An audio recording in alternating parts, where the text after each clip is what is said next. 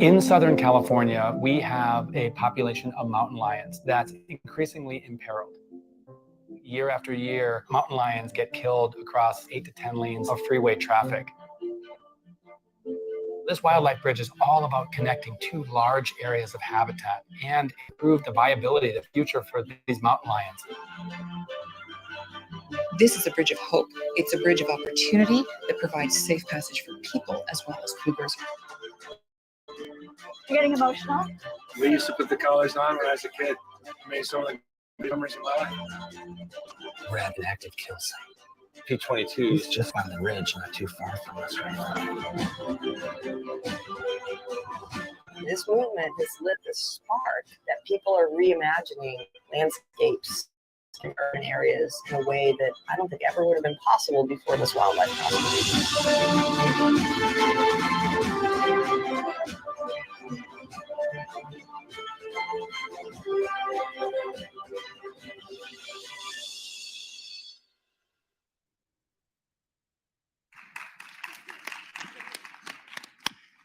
My name is Wade Crowfoot, and I lead our California Natural Resources Agency. And we are so pleased to be here in Montreal as thousands of leaders from around the world come together in solidarity to confront the twin crisis of climate change and loss of biodiversity and nature. We all know we need to move further and faster to protect nature and this incredible richness of life on Earth. And we will do so through transformational and inspirational actions. And so I am so proud today to be here on stage with leaders that are delivering the project that you just learned about through that remarkable trailer.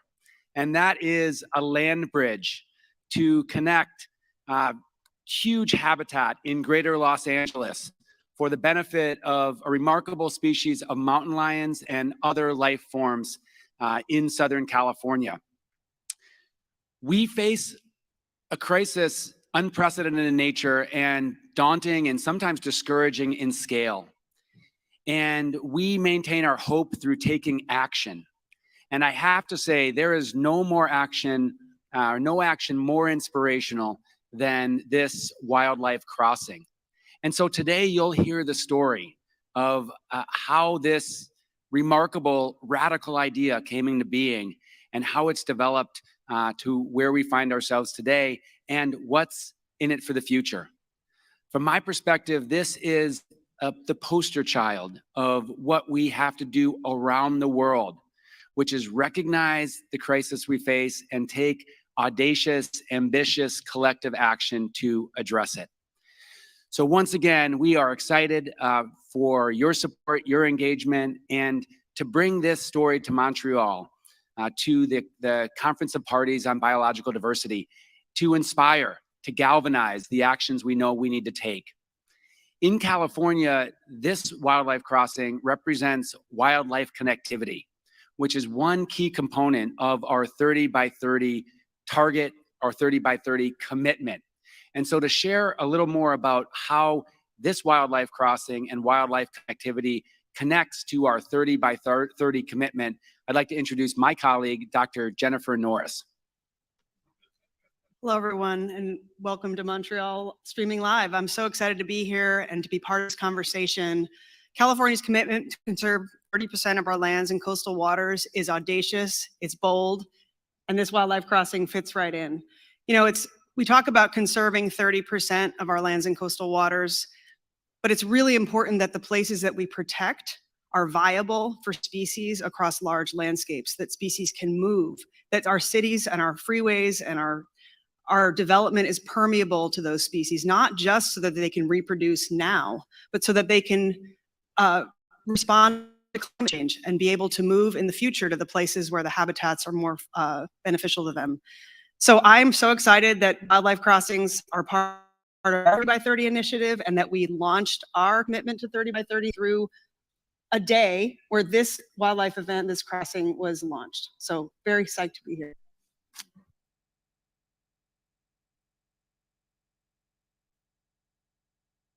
And next, I'd like to introduce Mary Kreisman, who is the CEO, the leader of California California Environmental Voters, which is a preeminent non-governmental partner driving environmental progress across the state of California.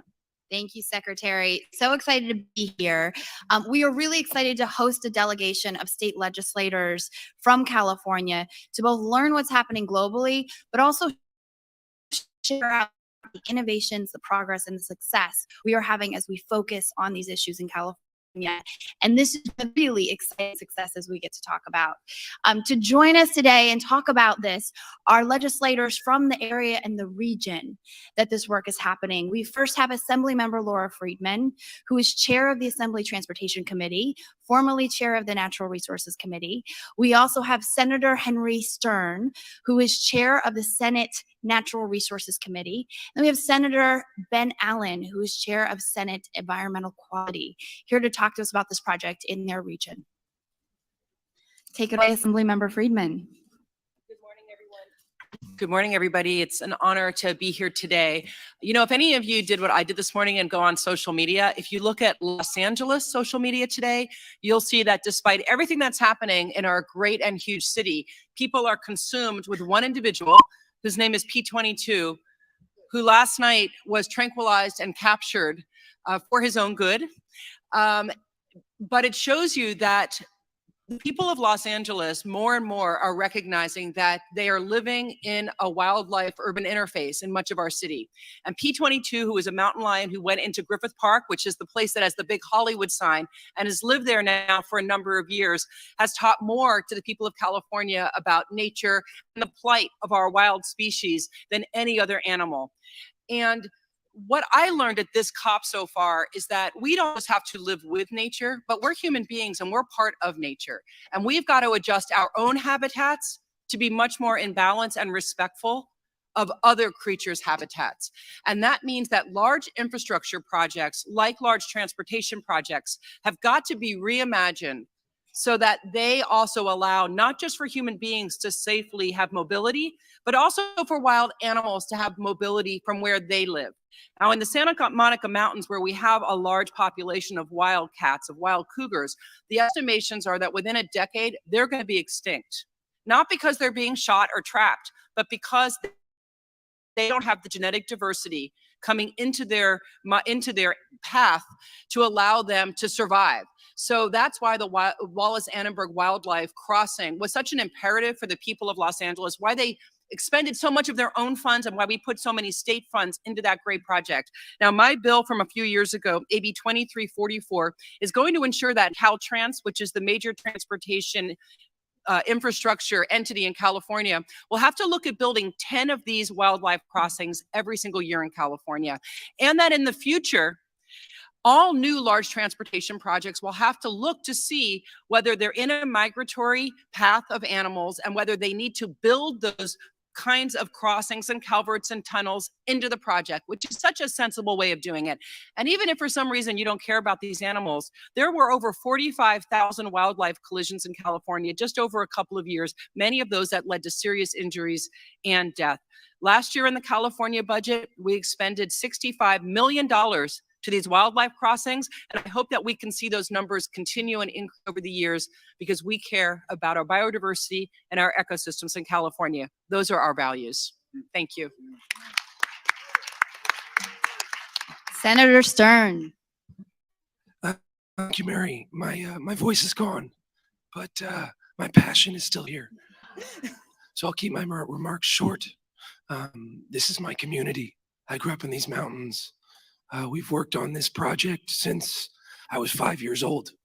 And what it is to have wildness in your life as a person who lives on a phone and in a car, humming along at 65 miles an hour along the 101 freeway, lost in your own life and your own head, lose what it is to be human sometimes. And somehow having wildness in our lives reminds us what it is to be human. Having creatures like P22 or P45 or P55, our beloved apex predators, or the songbirds that just try to make it over that freeway with whipping winds going across, or the flora that need to survive in this chaparral habitat. Los Angeles is the world's largest biodiversity hotspot on top of a major metropolis. So the people of Los Angeles, over 20 million if you really look at it, have a decision to make, whether we want to hardscape our future and say biodiversity is really an afterthought, or whether we want to build it in to how we build. And this corridor is really just the beginning. It's a $90 million or so project. But I think with this sort of innovative early stage project, we are going to find ways to scale, to do this more cost effectively, even in the future, and to build financing so that we can build philanthropy, government, and also private partners into this process, because the people of LA don't want to see a mass extinction event on their watch. So, to have my daughter growing up in an LA where she knows that there are big wild creatures out there in that ocean and in those mountains changes the way you think about yourself and your place on this planet. So I hope at this COP15 we can look to these solutions in the future, and we can be a teaching tool for the other jurisdiction on the planet. So thank you all for your support, and special thanks to National Wildlife Federation and to Secretary Crowfoot for just being remarkable. Senator Allen. Thank you. I grew up just down the road from Henry, spent nearly every weekend of my childhood hiking in the Santa Monica Mountains with my father. I developed a deep love for that very special in the country and one of the largest cities and most important cities in the world. This is a very, very special story involving real partnership. Local activists, some of whom are represented here today, who engaged with local government and state government, the Natural Resources Agency, represented here by Mr. Crowfoot, put up the funds for planning and project design. There was philanthropic interest. The state was able to put up some money to help leverage, and it became a whole set of people stepping forward together, in partnership together, leveraging each other's interest together. They got us to the place where we were able to have that wonderful groundbreaking ceremony that was highlighted on the video. And of course, now the work begins to get this constructed and get so many more constructed all up and down the state. We know California is this funny place. It's a place that cares about the environment. It's a beautiful state. It's proud of its green environmental heritage. It's also the home of the automobile industry and cars and traffic and smog. We built ribbons of roads up and down our state, every which way, that have cut off wildlife and cut off the ability of animals and plants and flora to move in natural ways. And now we're having to step into the breach and repair the damage that has been done and help to mitigate, at least somewhat, against the enormous development that we've built around our state. And so, as Laura, who was just here, mentioned, I am so happy for her to have taken the leadership that she's taken. We're going to be doing much more of this. We're going to have to continue this work. This is one very exciting example. We're going to be building wildlife crossings up and down the state. We're also working on fish passage projects. One of the things we've noticed as climate change has continued to wreak havoc on our environment, it's made our rivers much warmer than before. We have dams, unfortunately, up some of our rivers that make it so difficult for fish to engage in their traditional upriver spawning. Some fish have there's been massive die-off because the downstream rivers below the dams have been so hot, given our hot summers, that it's really brought them to very dangerous threat of extinction. And so there's a lot of work ahead. This is basically us putting on Band-Aids, trying to make things better, trying to mitigate against the impact of mankind's impact on the environment. But this is going to continue to be a truly cooperative effort. Our administration, our legislature, our local advocates, our advocacy community working together to pull together the funds, to identify the sites, and to build the projects that are going to help keep animals and our flora and fauna safe and thriving into the next century.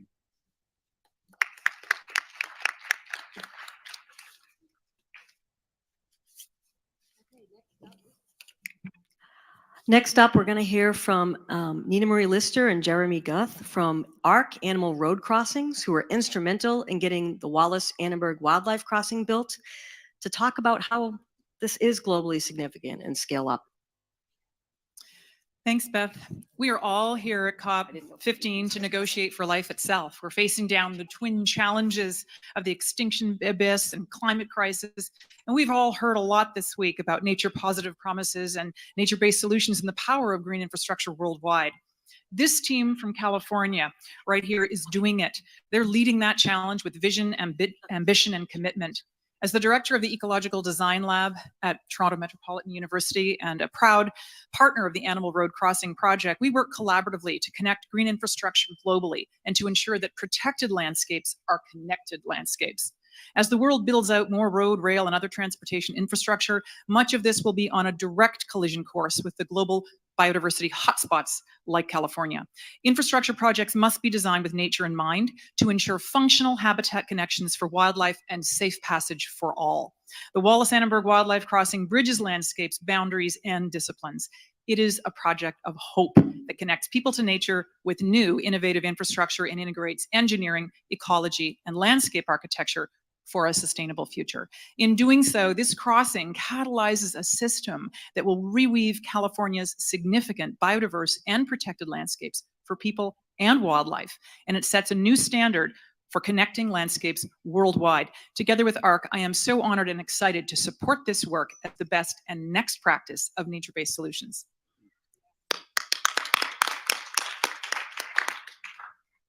I'm Jeremy Guth, as one of the Hello, does that work? As one of the founders of ARC, or Animal Road Crossings, I am so thrilled to be standing with this extraordinary team from California who've come to COP committed to protecting and connecting 30% of their state by 2030. What's ARC? We're interdisciplinary, thinking new methods, new materials, and new solutions for wildlife crossing systems. We do this to ensure safe passage for both humans and animals on all our roads. And we're so proud to engage as partners with our expertise on the landscape design for the Wallis Annenberg Crossing in California.